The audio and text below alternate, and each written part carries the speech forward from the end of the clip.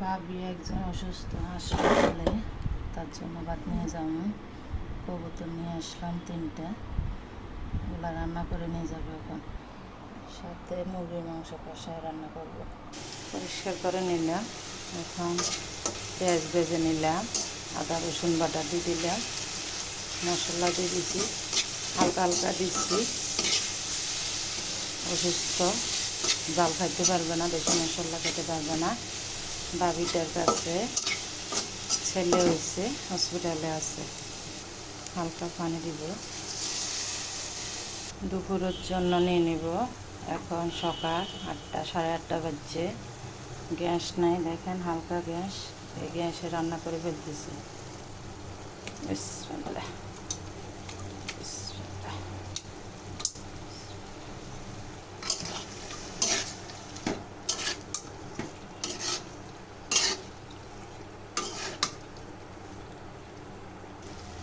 সাথে টমেটো কাঁচামরিচ দিয়ে দিব।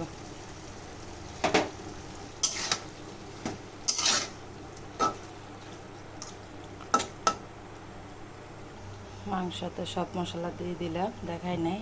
এখন এটা ভালোভাবে মেখে চুলের উপরে বসিয়ে দিব। সাথে ডিম 3টা দিয়ে দিলাম। কবুতরের মাংস রান্না হয়ে গেছে, শুকনো শুকনো নিব। মাংস রান্না হয়ে গেছে, একটু লাগবে।